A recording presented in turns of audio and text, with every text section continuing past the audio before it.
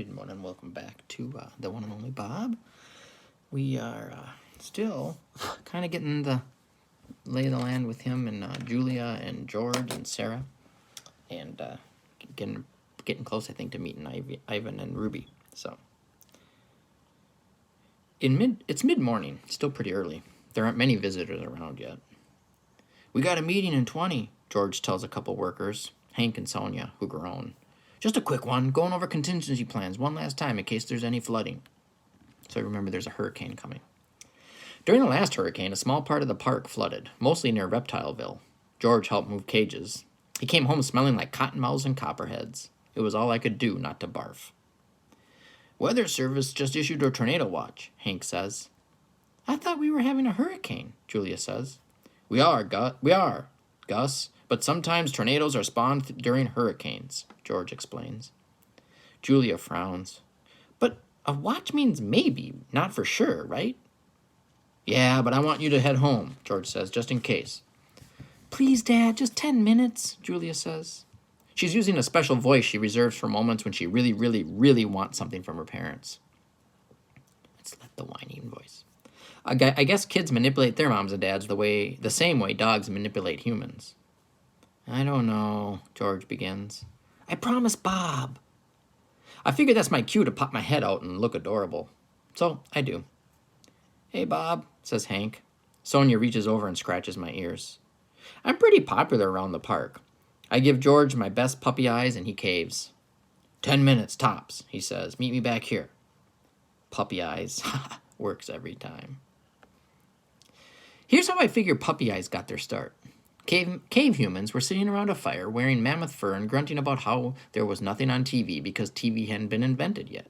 And some wily wolf thought, whoa, we've got leftover mammoth meat.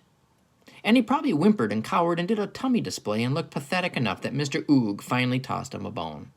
And soon enough, a few zillion years later, voila, man's best friend. After all that time, there's a thing, like a magnetic attraction, between dogs and humans. We've studied them for so long we can read every twitch and sigh. Suppose it was easier than chasing down mammoths. And I get it, I do. The behind-the-ear scratch, the food in a fancy bowl, the bed by the fireplace. Gotta admit that Julia's pretty fun to hang out with, and I'm grateful, really I am, that her family took me in. Still, I don't need them. You need someone. Eventually they let you down, and you end up feeling like a real doofus. As Julia walks, I sneak peeks out of her backpack like I always do. We pass the meerkat family, poking out from their den holes like the whack-a-mole game they used to have at Max Mall. I see the flashy flamingos with their one-legged balancing act, and the terrifyingly beautiful tigers. Even their cute cubs give me the willies. Families, I've noticed, take a lot of different shapes. Jim and Joe, the penguins, adopted an abandoned egg, and they are sweetest doting parents you ever saw. I see it with the humans at the park, too. Families of all shapes and sizes and colors, and yep, they all seem to do just fine. We round a corner past Sea Otter Alley. Oliver and Olivia are floating calmly on their backs, holding each other's paws. It's pretty adorable, I have to admit. But me, I don't need the trouble that comes with family. Babies puking, toddlers whining, spouses nagging. Talk about a design flaw. The park's pretty big, lots of twisty paths and fascinating smells. All the parts have names. There's the African Aviary, the Outback, Penguin Cove, Lemurland. It's like the puzzle pieces of the world. A little Africa here, a little Asia there. Dogs, you can find us pretty much everywhere. Our territory is Earth, as long as we're hooked up with the humans, that is. Along the shady paths, volunteer guides will answer your questions. They'll tell you about how animals used to roam one part of the world or another until things changed. Things change. That's one thing I figured out. Don't ever assume a little patch of the planet belongs to you. Things change. Boxes go flying. On our way, we always stop by the wolf habitat. Julia loves wolves, probably because they remind her of me. You have to look hard, maybe squint a little, but if you try, you can catch a hint of my inner wolf. It's in the eyes, mostly. Also, in my distinguished profile. I dream I'm a wolf sometimes, and when I wake up, I'm panting and my fur's on alert, and I'm feeling, yeah, the world could hurt me, but I could hurt the world right back even harder. Like there's a dangerous, hard part of me chained inside, struggling to go free, and just, I don't know, get even. Then I go see what's for breakfast. There's a gray wolf at the park who makes me a little jittery. Jittery, as in I sometimes worry he might like to eat me. His name is Kimu, and we struck up a conversation when a mutual acquaintance of ours, a mockingbird called Mitch, introduced us one day. Like Nutwit, Mitch likes to taunt me because I'm domesticated. Gives me a lot of grief about how free he is, soaring stringless over the whole town. I'm not the only one who's pampered, I said one day. I mean, look at Kimu. He's not exactly running wild. As soon as the words were out of my mouth, I regretted them. And when I looked at Kimu's "I could kill you with one quick bite" expression, I really regretted them. In any case, I said, moving the subject along, I've lived wild. It ain't a picnic for a dog. What was it like? Kimu asked. He moved closer to the edge of his domain. He had a strange odor, intense and scary and a little bit intoxicating. Well, I was just a pup, I said, abandoned by the side of the highway. Kimu was listening intently. Must have been tough. All I could think of was food, water. I didn't like the catch in my voice, though. Owl got me. Those guys are fierce, Kimu said. Can't hear them coming. I know, right? I relaxed a little. I hate owls, said Mitch. Oops, sorry, that's the bird, the mockingbird. I hate owls, said Mitch. Hate them with a passion. They eat birds, you know. So do wolves, said Kimu, giving Mitch a meaningful look. So you were wild once? I asked Kimu. Sorry, that's Bob. I'm messing up the voices, sorry. Never. Born and raised in captivity. Suzu over there. She was. She's told us stories that would curl your fur. Honestly, it's nice to have a roof over my head.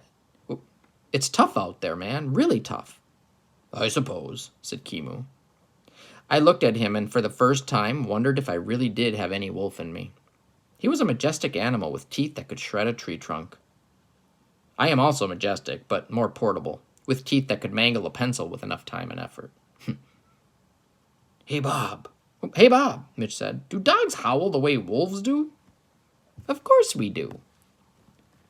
So let's hear something. A duet, maybe. He fluttered his wings, revealing startling patches of white. Do you know Talk to the Animals? They play that on the carousel. Go away, Mitch, said Kimu with just the right amount of menace in his voice. Come on, just a little howling. Pretend there's a moon. Pretend you're free. Pretend... Kimu growled, and so did I. He was pretty impressive. Guttural, deep. It spoke of death and dismemberment and all kinds of unpleasant bird nightmares. I growled, too. It spoke of me being mildly peeved. Still, Mitch got the message. He disappeared, a blur of wings. Actually, I've never howled at the moon, I admitted. Me neither, said Kimu. I'd feel kind of silly doing it here. We're almost to my favorite spot in the park. The great thing for me is that one corner of Gorilla World juts up against Elephant Odyssey, the area where Ruby lives. A low stone wall separates the two spaces, and there's a moat on the elephant side. The sections connect like two pieces of pie, and my secret spot is right at the center, where I can hang out with my crew. Ivan and Ruby both have access to indoor habitats, which is great when the weather isn't cooperating.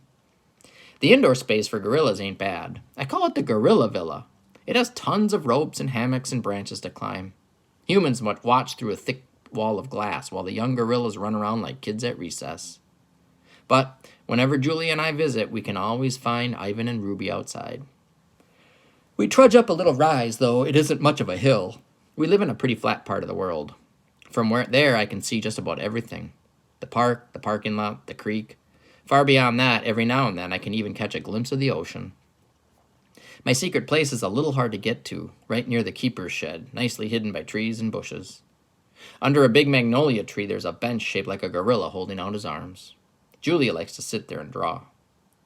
Sometimes she does her homework, which smells like frustration with a hint of eraser. It's funny. Whenever I visit, Julia props me up on the stone wall that separates Ruby's world from Ivan's.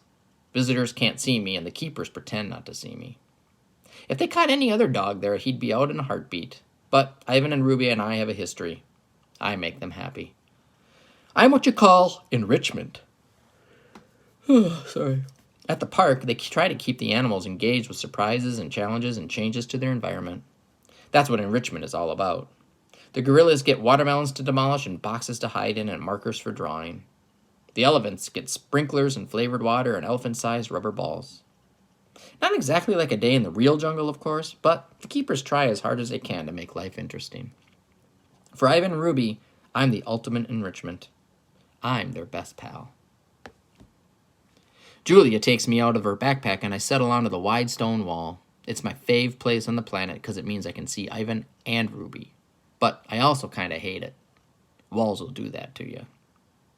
Ivan being Ivan is a mellow kind of guy. Takes the good with the bad, only gets angry when he really needs to.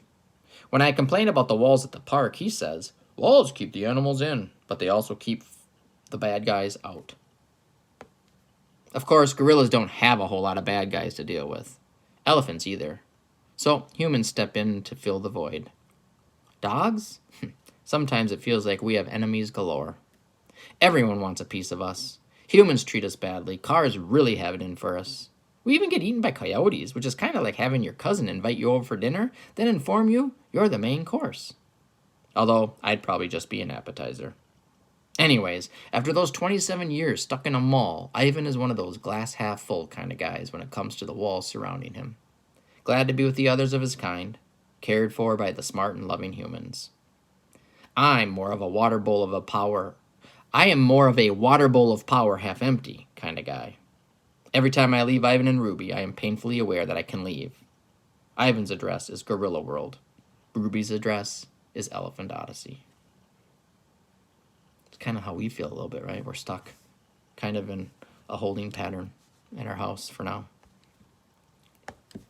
And me? I guess my address is the same as Julie and George and Sarah's. 1249 Hinman Avenue. I mean, of course it is. I've been living there a whole year now. I guess it is. And yet, sometimes I still wake up at night and think, gotta find shelter, gotta find safety, gotta find somewhere to belong. Guess I don't want to get too comfortable. Once I'm in my spot, I don't have to do a thing, because Ivan and Ruby always know when I'm there. Gorillas and elephants have great schnozzes, too. Also, I pride myself on staying extra fragrant. It's a gift. Ivan gets to me first. Bob! He knuckle walks up to the hill, knuckle runs, actually, and he looks as glad to see me as I am to see him. It seems like I've known Ivan forever, and yet every single time I see him, I kind of feel odd. He's so powerful, so huge, like this magnificent silver mountain that just happens to be my best buddy. Hi, Ivan, Julia calls, waving. He cocks his head and makes a soft belch, which is gorilla for, I'm happy. Maya calls out to Julia from the door to the gorilla's indoor space. Maya's a zoologist, which is a hoity-toity way of saying she has a thing for animals. It was Maya and a lot of other good folks who helped get Ivan and the rest of the mall animals moved to better places. Julia unhooks my string and gives me a stern look. No funny business, you, she says, and then she kisses me on the head. And stay out of sight. Ivan sidles up as close to the wall as he can get. I was worried you wouldn't come today, he says. Weather and all. Yeah, another hurricane, I say. It's freaking everybody out. Above me, magnolia branches sway. Leaves rustle and shiver. Even the trees seem uneasy. What's new? Ivan asks. He lies back on the grass and wriggles contentedly, scratching an itch, no doubt. Not much. I had a weird dream last night. I pause. You were in it, and me, and Ruby, and Stella, too.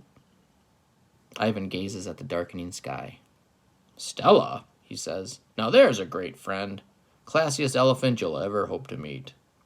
The best, I agree. I missed the old gal. We fell silent. All good with you? I ask for a moment. After a moment. No point in dwelling on sad stuff or bad dreams. Kenyani's getting on my nerves a bit. Ivan do this, Ivan do that. But she means well. Kiani is Ivan's lady friend. Girlfriend? I've never been sure what they call it in Gorilla. Kiani doesn't really approve of me. She thinks I'm a bad influence on Ivan. I like to think she's right. It's kind of funny. Ivan is 400 pounds of pure power, but Kenyani is 400 times scarier. Trust me, I've seen her in a bad mood. I've also seen her teeth. Make mine look like toothpicks. Ivan and Kenyani don't have kids, but there are a bunch of baby and juvenile gorillas hanging around. They call him Uncle Ivan, and he puts up with their antics. Ivan's always been a good sport. If I had a gorilla toddler hanging off of me, I'd be tempted to use my toothpick teeth. Ivan and Kenyani are a lot like George and Sarah as far as I can tell. They grumble, they cuddle, they help each other, they tease each other. Sometimes it looks pretty nice. Still, and all, when I smell love, I almost always smell worry. Seems like they're tangled together so tightly they'll never unravel. There's a reason I avoid all that mushy stuff. One big difference I've noticed between the two couples: Ivan and Kenyani enjoy eating bugs off each other. George and Sarah, not so much. Ivan always seems like nothing scares him. Not even Kenyani, who scares the heck out of me. On the outside, I suppose that's how I look too. Tiny, but tough. But inside? Well, sometimes no matter how hard I try, I can't find that guy to save my life. It's like he's cowering in some corner of my heart. I hate it when that happens. I hate that I'm not the guy friends think I am. The guy the world expects. I keep waiting for things to go bad on me, worrying that my nice, tidy little dog life will blow up in my face. I think George is a worrier too. He'll get up in the middle of the night and head to the kitchen sometimes, his old slippers scuffing on the wooden floor. I always hear him. I always join him. When he opens the fridge, the light spills out like maple syrup on a hot pancake. Wonderful scents drift my way. Leftover meatloaf, stinky cheese, expired yogurt that someone might as well eat, and it seems like the dog is the safest bet. The smells rain around me, and yeah, my tongue starts hanging out, and I nudge George's PJ'd leg. "You can't sleep either, huh?" he'll say. Or maybe, "I can't tell if you have insomnia or just a very acute sense of smell." Both, actually. I wait. He usually makes himself a PB&J with banana, which is good with me because the crusts are where you really get that fun chew factor going. Now and then after we eat, we sit on the back porch and George scratches my ears, especially my right ear. It's my favorite. I understand his worry, I think. George works so hard. His wife was really sick for a long time, and he loves his daughter so much. Sometimes when Julia climbs on the school bus, I'll watch George watching her. All that caring and concern is painful to smell, especially the briny scent of the stray tear he'll flick aside with the back of his hand like sea spray. More than once, George and I have dozed off together. That's the best kind of snooze, if you ask me. Good, warm, safe in someone's arms sleep. Often, when I'm with Ivan, we don't even bother talking. We just look out at his domain, at the green grass and the crazy babies and the swaggering juveniles and the hardworking females, and we think of nothing and everything. When you've been through the worst with someone, you appreciate the best. That's why sometimes when he says, "Hey, Bob," it's enough for me to say, "Hey, Ivan," and then we just listen to the palm trees rustle and watch the saw grass sway. We're going to stop there for now. So, all right, have a good day.